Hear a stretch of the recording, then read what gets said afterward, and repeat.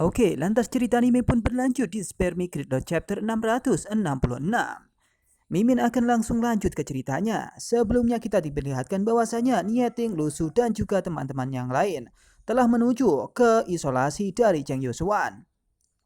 Pada saat itu pula, di sini Cheng Zuan pun kemudian diludahi oleh Li Ge, yakni salah satu dari tentara bulu hitam yang dulu pernah nyasar ke bumi.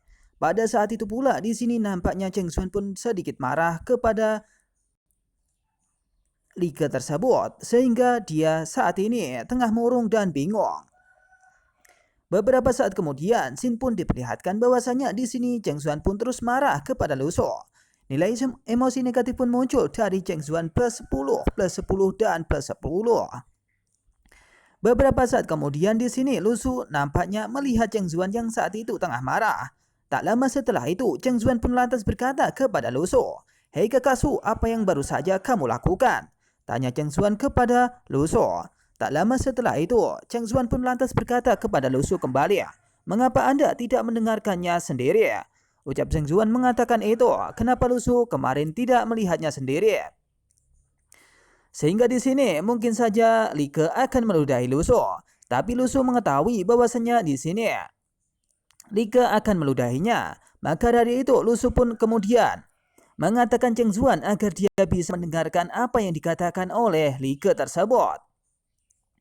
Tak lama setelah itu, di sini nampaknya Lu Su pun banyol. Ia pun berkata kepada Cheng Zuan, "Hei, sebenarnya saya tidak ingin diludahi oleh Li Ge." Ucapnya mengatakan itu kepada Cheng Zuan. Nampaknya di sini Cheng Zuan pun ditusuk oleh jarum yang cukup tebal. Sampai-sampai di sini kelihatannya dia sakit hati kepada Li Ge dan juga Lu Su. Tak lama setelah mendengar perkataan tersebut, di sini Cheng Zuan pun memikirkan sesuatu, bahwasanya ini adalah jalan yang sulit ketika dia bersama dengan Lu Su. Tak lama setelah itu, di sini Cheng Zuan pun berpikir sesuatu. Sejak awal latihan tahun-tahun ini saya menempuh jalan terpanjang, yakni ini adalah trik dari Brother Su. Maka dari itu mungkin ini kelihatannya sulit, tapi ini harus ia tempuh bersama dengan Lu Su dan juga Xiao Yu dan beserta orang-orang yang lain. Setelah itu, Cheng Zuan dan orang-orang yang lain kemudian melanjutkan perjalanannya menuju ke isolasi dari Cheng Yusuan. Ia pun bersama dengan Lu Su dan di sini Nieting berada tepat di depannya. Tak lama setelah itu, di sini Nieting pun berkata kepada semua orang, "Kita saat ini tengah tiba." Ucap Nieting kepada Lu Su dan juga Xiao Yu.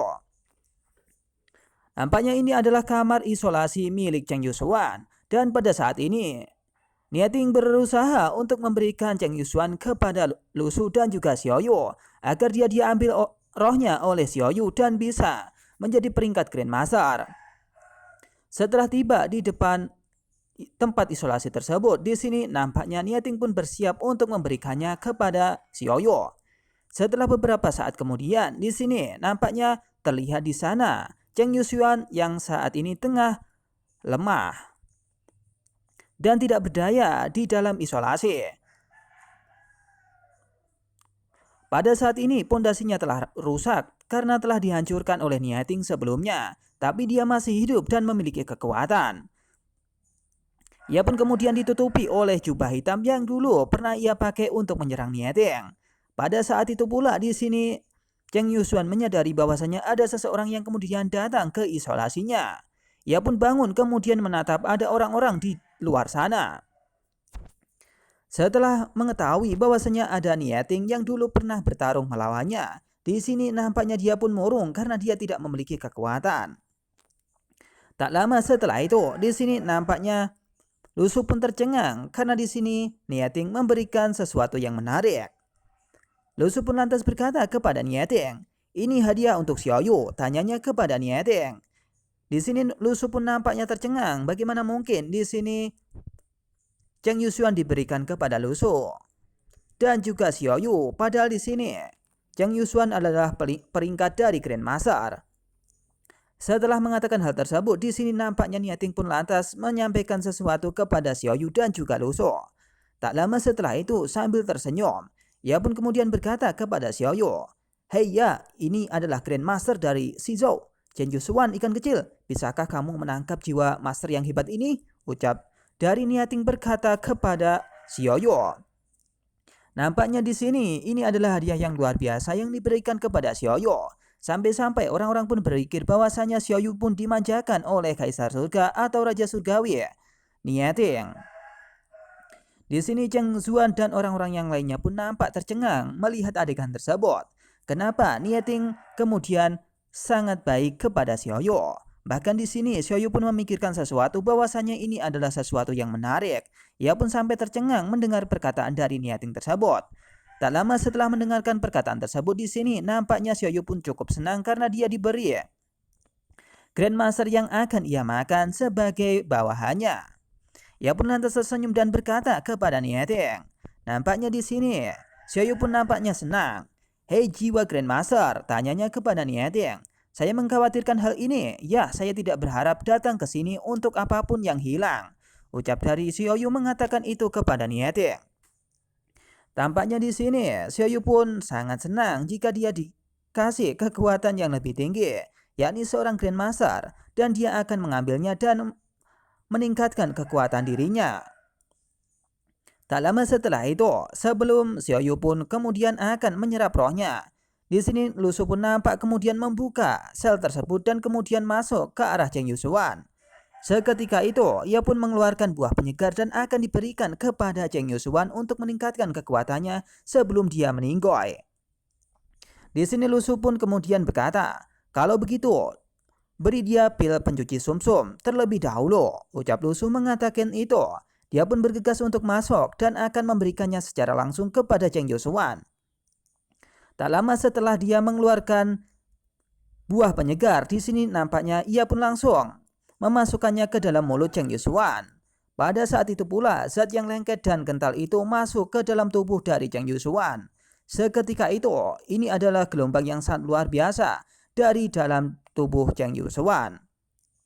Ia menyadari bahwasanya ada yang aneh dalam tubuhnya. Di sini tiba-tiba Cheng Yusuan menyadari ada gelombang besar dari tubuhnya dan akan naik ke atas. Tak lama setelah itu, gelombang tersebut pun nampaknya sangatlah luar biasa. Sehingga di sini pondasi dari Cheng Yusuan pun kembali seperti semula dan dia menyadari bahwasanya lonjakan kekuatannya saat ini lebih besar daripada sebelumnya. Wah, tiba-tiba energi spiritual pun muncul dari tubuhnya seakan-akan menyelimuti dirinya. Ia pun merasa senang kali ini dia meningkat kekuatannya. Tak lama setelah itu, dia pun mengatakan sesuatu sebelum dia meninggoy. Oke, ucapnya mengatakan itu kepada Lu Su dan juga Xiaoyu. Tak lama setelah itu, Lu Su pun bersiap dan Xiaoyu juga bersiap untuk mengambil roh dari Cheng Yusuan. Tak lama setelah itu, tiba-tiba ada keluar darah dari tubuh Cheng Yusuan. Di sini Cheng Yusuan pun nampaknya kaget apa yang terjadi pada dirinya. Tiba-tiba darah keluar dari tubuhnya. Wah, apa ini? Apa yang telah terjadi? Ini kekuatan dari Lu Su dan juga Xiaoyu. Sudah dipastikan dia akan meninggoy dan akan diambil rohnya oleh Xiaoyu. Di sini sebenarnya Lu Su pun memikirkan sesuatu sebelum dia diambil oleh Xiaoyu. Jangan sampai Xiaoyu menangkap sia-sia, maka dari itu dia di sini memberikan buah penyegar itu agar Cheng Yusuan mencapai kekuatannya. Dan pada saat dia mencapai kekuatannya, maka dia akan dibunuh. Dan pada saat itu pula rohnya akan diambil oleh Xiaoyu. Tak lama setelah itu, menyadari bahwasanya di sini dia akan meninggoy. Lantas Lu Su pun berkata dan mengatakan sesuatu kepada Cheng Yusuan. Hei, tunggu saja, saya akan mengirim Tuan Mukhwansi ke bawah untuk menemui Anda segera. Ucap Lu Su mengatakan itu. Mungkin maksudnya akan mengantarkan dia untuk meninggoy bersama dengan Cheng Yusuan. Setelah beberapa saat di sini nampaknya Lu Su pun kemudian pergi meninggalkan Cheng Yusuan dan Xiaoyu bergegas untuk mengambil rohnya tersebut. Lantas di sini nilai emosi negatif pun muncul dari Cheng Yusuan plus 1000 sebelum dia mati. Beberapa saat kemudian di sini Xiaoyu pun kemudian mengambil roh dari Cheng Yusuan. Tak lama setelah itu, setelah beberapa saat di sini nampaknya Xiaoyu pun sudah selesai untuk mengambil rohnya. Ia pun keluar dan berkata kepada semua orang, "Hei, ini sudah selesai," ucap dari Xiaoyu mengatakan itu kepada semua orang. Tak lama setelah itu, Xiaoyu pun lantas berkata, "Jika saya mengambil kekuatan hukumnya dan memberikannya kepada Roh Anthony dapat dipromosikan menjadi peringkat Grandmaster. Ucap Xiaoyu mengatakan itu kepada Lu Su dan juga Niating bersama siswa Enjin dan orang-orang yang lain. Sebenarnya di sini dia pun tidak memandang rendah kekuatan Cheng Yusuan. Padahal kekuatan Cheng Yusuan itu melebihi apa yang dibayangkan. Tapi di sini Xiaoyu pun menginginkan bahwasanya dia akan mengambil kekuatan itu dan memberikannya kepada roh Anthony. Dan bisa jadi di sini nampaknya Xiaoyu pun memikirkan bahwasanya dia pun sudah bisa mengendalikan roh pasir milik Anthony dan tidak perlu belajar yang lain. Maka dari itu ketika nanti dia akan bertempur maka dia akan memiliki kekuatan yang setara dengan Grandmaster. Pada saat itu pula di sini nampaknya Xiaoyu pun cukup senang karena pada saat ini roh Anthony sudah dipromosikan di peringkat Grandmaster. Tak lama setelah itu Xiaoyu pun datang kepada Niating dan memberikan keripik kepada dirinya. "Hei, ambil dan makanlah," ucap dari Xiaoyu mengatakan itu kepada Niating. Nampak Niating pun tercengang melihat apa yang dikatakan oleh Xiaoyu tersebut. Tapi meskipun di sini dia adalah kaisar surga, dia pun tidak apa-apa jika diberikan keripik kepada Xiaoyu. Tak lama setelah mengambil keripik dari Xiaoyu, nampaknya di sini Niating pun bersiap untuk memakan keripik tersebut. Selang beberapa saat dia pun membuka keripik tersebut dan memakannya sambil dilihat oleh orang-orang yang ada di depannya. Bahkan di sini Cheng Zuan pun iri dan menginginkan bahwasanya dia akan diberi keripik oleh Xiaoyu juga. Tak lama setelah itu, Cheng Zuan pun menatap Niating yang terlihat berbeda. Apakah dia benar-benar Niating yang sangat senang dengan sekantong keripik kentang? Ucap dari Cheng Zuan berkata kepada Niating di dalam hatinya. Nampaknya Niating tak seperti biasanya. Dia pun diberi keripik kentang tapi itu dimakan saja sendirian. Di sini nampaknya Cheng Zuan memikirkan bahwasanya karakter dari Niating itu tengah rusak dan tidak seperti biasanya. Bagaimana mungkin bisa seperti itu? Tak lama selang beberapa saat di sini Cheng Zuan pun menginginkan keripik juga seperti apa yang diberikan kepada Niating. Setelah beberapa saat kemudian Cheng Zuan pun mendekati Xiaoyu dan berkata, "Hei Xiaoyu, aku dan keripik kecil," ucapnya mengatakan itu ingin keripik dari Xiaoyu. Tak lama setelah mengatakan tersebut, di sini nampaknya Xiaoyu pun cemberut aja. Dia pun kemudian tertawa dan mengatakan sesuatu kepada Cheng Zuan. Selang beberapa saat di sini kemudian Xiaoyu pun mengatakan bahwasanya dia tidak akan memberikan sesuatu kepada Cheng Zuan. Bahkan di sini Xiaoyu pun mengatakan bahwasanya dia harus beli sendiri. "Hei kau Cheng Zuan, kau harus beli sendiri," ucap dari Xiaoyu mengatakan itu kepada Cheng Zuan. Nampaknya di sini dia pun seperti ditusuk lagi dengan peralatan yang cukup aneh dan wah, bagaimana mungkin bisa terjadi, ucap Cheng Zuan. Lantas emosi negatif pun muncul dari Cheng Zuan plus 666. Nampaknya dia pun kali ini sudah dipermainkan oleh Lu Su dan juga Xiaoyu. Maka dari itu, melihat bahwasanya Niating telah makan keripik, di sini sebenarnya Xuan Jin pun menginginkan keripik yang sama dengan apa yang dimakan oleh Niating. Karena di sini Niating memakannya dan tidak menunjukkannya kepada si Xuan Jin. Maka dari itu, si Xuan Jin pun iri dan akan memberikan sesuatu kepada Xiaoyu agar dia juga diberikan keripik oleh Xiaoyu. Ia pun kemudian batuk-batuk dan berkata, "Hei Xiaoyu, aku juga punya hadiah untukmu," ucap dari si Xuan Jin mengatakan itu kepada Xiaoyu. Nampaknya di sini Xiaoyu pun senang atas perkataan dari si Xuan Jin tersebut. Tak lama setelah itu, dia pun mengeluarkan pasir putih laut dalam. Ini adalah pasir putih yang dimiliki oleh Xiaoyu yang di saat ini telah dipakai di dalam roh Anthony. Ia memiliki dua genggam pasir. Yang pertama buat pelindung, yang kedua buat untuk menyerang musuh. Maka dari itu, setelah si Xuan Jin memberikan hal tersebut yang begitu banyak, di sini bahkan Lu Su pun tercengang melihat adegan tersebut. Semua orang pun bahkan bingung kenapa di sini Xiaoyu dimanja oleh Kaisar Surga. Di sini Lu Su pun mengatakan sesuatu. "Hei pasir putih dari laut dalam," ucapnya mengatakan ini. "Ini cukup untuk ikan kecil," ucap Lu Su mengatakan itu. Bahkan di sini sampai-sampai Xiaoyu pun memeluk dari si Xuan Jin tersebut. Ia menyadari bahwasanya ini adalah sesuatu yang penting. Pasir putih laut dalam itu bisa digunakan untuk hal yang lain. Bahkan di sini bisa menggunakan semua orang untuk pergi ke dasar tanah untuk bergegas jika suatu saat melakukan pertempuran. Bahkan tidak bisa dideteksi oleh orang jika saat ini Xiaoyu memiliki pasir yang sebanyak itu.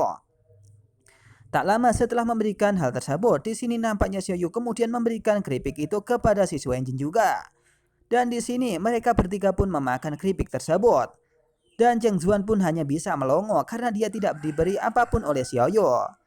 Karena dia tidak memiliki hadiah kepada Xiaoyu. Di sini kita pun diperlihatkan bahwasanya Cheng Zuan pun nampaknya kesal karena tidak bisa makan keripik tersebut dan melihat mereka berdua dan mereka bertiga saat ini tengah makan keripik. Apa potong keripik kentang sesuatu yang enak, ucapnya mengatakan itu. Ia mengatakan bahwasanya mungkin saja keripik kentang itu sangat enak dan ia ingin memakannya. Tapi di sini dia tidak diberi oleh Xiaoyu, maka dari itu dia pun kesal. Tak lama setelah itu, di sini Cheng Zuan pun mengajak mereka semua untuk pergi dan minum bersama-sama. Hei saudara-saudara, ayo kita minum, ucapnya mengatakan itu kepada Nieting, si Wenjin, Lu Su, Xiaoyu dan juga orang-orang yang lainnya. Dan beserta dengan Hao. Beberapa saat kemudian, Shin pun diperlihatkan bahwasanya saat ini mereka pun bergegas untuk pergi ke hotpot dan ingin minum bersama-sama dengan teman-temannya yang lain. Karena pada saat ini dia pun mengetahui tentara bulu hitam saat ini tengah lenyap. Dan tidak ada ancaman lagi ketika dia akan minum bersama-sama dan merayakan kemenangan kali ini. Ia pun saat ini sudah di depan Cheng Weixin dan akan pergi ke hotpot asli dan akan minum dan makan di sana. Selang beberapa saat kemudian mereka pun masuk ke dalam sana dan bersiap untuk makan-makan secara bersama-sama. Di sini nampaknya Lu Su pun kemudian minum cukup banyak. Ditemani juga Xiaoyu dan juga Nieting yang saat ini tengah makan keripik yang belum habis dari tadi. Sebenarnya di sini mereka pun sangat bingung. Karena meskipun dia menang kali ini mungkin saja saluran luar angkasa akan terbuka kembali. Tapi itu tidak akan menghalangi dirinya untuk bersenang-senang kali ini. Maka dari itu, meskipun mereka belum datang atau saluran luar angkasa belum dibuka, mereka pun akan merayakan hal tersebut. Tak lama setelah itu, sebenarnya di sini Lu Su pun kemudian panik. Ia pun berkata kepada Nieting, "Omong-omong, ada sesuatu untuk mengatakan kepada kamu," ucap Lu Su kemudian berkata kepada Nieting. Di sini tak lama setelah itu, Lu Su pun berkata lagi, "Tidak semua Hayuko dapat memiliki seseorang. Orang itu mengendalikan segalanya. Jadi meskipun tentara bulu hitam benar-benar musnah, itu tidak bisa dianggap enteng." Ucap Lu Su mengatakan bahwasanya saat ini jika tentara bulu hitam tengah lenyap, meskipun di situ Duan Muhuanshi ada, di sini adalah sesuatu yang berat. Dia pun sudah dikendalikan oleh orang yang lain. Maka dari itu, ini tidak sesuatu yang enteng. Ucapnya mengatakan itu kepada Nieting. Meskipun pada saat ini adalah sesuatu yang gawat, Duan Muhuanshi belum terbunuh. Maka dari itu, sebenarnya di sini kekuatan dari Duan Muhuanshi cukup banyak, sehingga bisa dipastikan mereka pun akan datang kembali ke sini dan menyerang tanah leluhur. Setelah mendengarkan bahwasanya Lu Su kali ini telah panik, ia pun mengatakan bahwasanya ada suatu masa di mana mereka akan memperketat tanah leluhur. Tak lama setelah itu, Nieting pun lantas berkata kepada Lu Su, "Saya akan memperhatikannya nanti. Selain Gunung Longmeng, ada juga jalur luar angkasa yang dibuka di Eropa Utara dan Amerika Utara. Dan beberapa insiden ganas telah terjadi baru-baru ini." Ucap Nieting mengatakan sesuatu itu kepada Lu Su. Nampaknya tidak hanya di Gunung Longmeng, tapi juga di Amerika Utara dan juga tempat-tempat yang lain. Saluran luar angkasa pun terbuka. Maka dari itu, di sini nampaknya Nieting bersiap untuk menghadapi mereka semua. Tak lama setelah itu, Nieting pun lantas menceritakan sesuatu yang terjadi di luar sana. Nampaknya, saluran luar angkasa itu telah terbuka di tempat yang lain. Semua orang pun nampak panik di Amerika Utara. "Tempat apa ini?" ucap mereka semua yang sangat bingung. Pada saat itu pula, saluran luar angkasa tengah terbuka. Bahkan di sini sampai bingungnya mereka pun kelihatannya melihat bahwasanya ada musuh-musuh yang sangat kuat di depan sana. Melihat hal tersebut, di sini nampaknya Nieting pun bercerita bahwasanya saluran luar angkasa itu memang tidak hanya di Gunung Longmeng. Beberapa saat kemudian, di sini nampaknya orang-orang tersebut melihat seseorang yang ada di sana. Hei, ada begitu banyak orang yang tidak dimiliki, atau mereka adalah seseorang yang bisa dikatakan budak. Maka dari itu mereka pun bebas keluar masuk untuk mencari budak di tanah leluhur. Setelah itu orang-orang dari universe tersebut pun merasa bahwasanya mereka akan mengambil budak dari sana. Maka dari itu mereka pun tidak akan cemas jika mereka datang ke sini. Tak lama setelah itu mereka pun berpikir bahwasanya orang-orang yang ada di bumi ini adalah sesuatu tawanan dan dipersiapkan untuk menjadi budak. Padahal di universe atau tanah leluhur atau tempat Luzo, orang-orang yang akan dijadikan budak mereka harus disetujui oleh pemiliknya. Tapi di sini orang-orang dari Luzo pun memikirkan bahwasanya orang-orang yang ada di tanah leluhur itu bebas dipakai dan dijadikan sebagai budak. Hahaha, mereka semua adalah budakku. Ucap orang tersebut kemudian memberikan segel kepada orang-orang yang ada di bumi dan menganggapnya sebagai budak mereka yang saat itu bisa diambil kapanpun dan dimanapun. Setelah Niating menceritakan hal tersebut, nampaknya di sini Lusu pun terus mendengarkan perkataan apa yang dilontarkan oleh Niating. Tak hanya itu, di sini Niating pun menceritakan sesuatu bahwasanya orang-orang dari Amerika Utara juga telah menemukan seseorang yang ada di sana dan bergegas untuk menghampiri mereka. Hei, berhenti, orang-orang yang dari Luzo tersebut.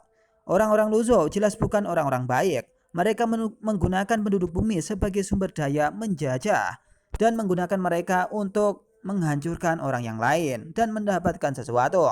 Maka dari itu Luzo itu semuanya tak jahat dan juga tidak semuanya baik.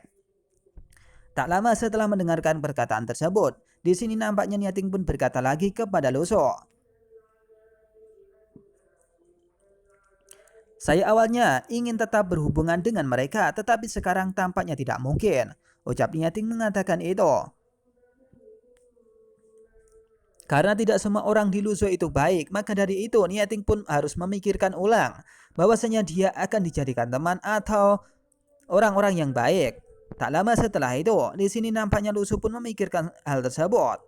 Dan karena Luzo saat ini tengah minum cukup banyak, dia pun hanya mendengarkan perkataan dari Niating tersebut.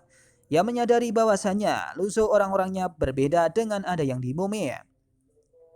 Di Luzo teknologi pun tidak begitu bagus, sedangkan di bumi teknologi pun sangat tinggi. Tapi kekuatan atau pelatihan yang ada di Luzo itu lebih tinggi ketimbang yang ada di bumi. Maka dari itu bisa dipastikan mereka akan bisa saja menjajah atau menginvasi bumi. Tak lama setelah mendengarkan cerita dari Niating, di sini nampaknya kepala Suklahli kemudian datang menghampiri Luso sambil ngelindur. Hei saudara laki-laki, ucap kepala Suklahli mengatakan itu kepada Luso. Nampaknya kemudian dia pun datang kepada Luso dan ingin mengatakan sesuatu kepada Luso. Nampaknya di sini dia pun bingung soal percintaannya dengan Nalan Kui. Dan dia bingung untuk pergi dan pada saat itu pula kepala Suklahli kemudian berbisik kepada Luso sambil memeluknya. Hei, apakah uang Luso mudah didapat? Ucap dari kepala Suklahli mengatakan itu kepada Luso.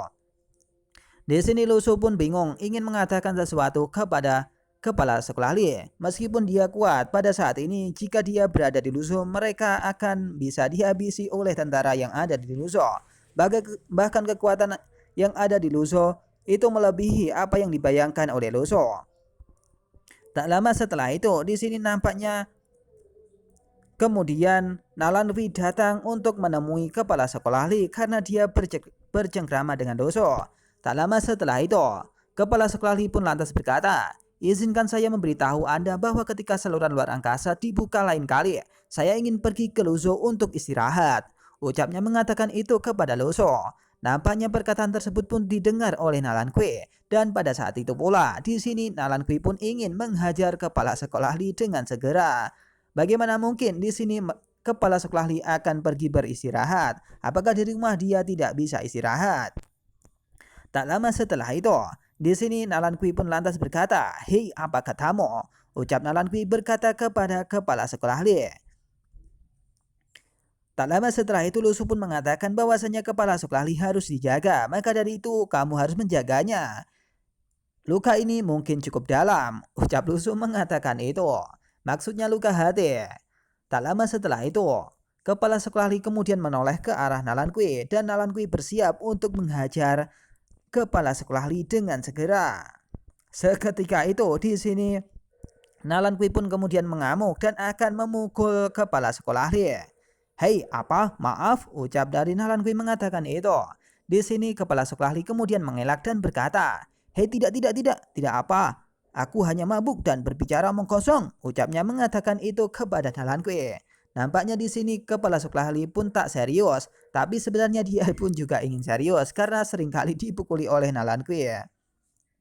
Maka dari itu, kepala sekolah Li pun ingin istirahat di Luzo atau ingin mendapatkan uang yang banyak dari Luzo karena Luzo telah mendapatkan uang yang begitu banyak.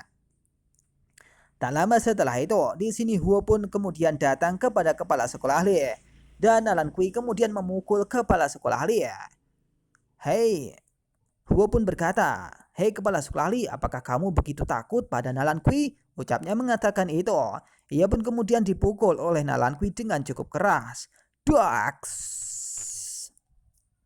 Kepala sekolah Li pun tak mengatakan sepatah kata pun karena dia kesakitan karena dipukuli oleh Nalan Kui.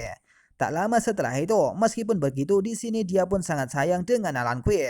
Ia kemudian berkata dan mengatakan sesuatu kepada semua orang. "Hehehe, kamu pikir istriku keras karena kamu hanya bisa melihatku di sini? Biarkan dia mentolerir dia memperlakukan saya seperti ini di luar. Dia pulang untuk memasak. Itu untuk saya mencuci pakaian, menyajikan teh dan bersih-bersih, tetapi Anda tidak bisa melihatnya." Ucap dari Cheng Zuan mengatakan itu.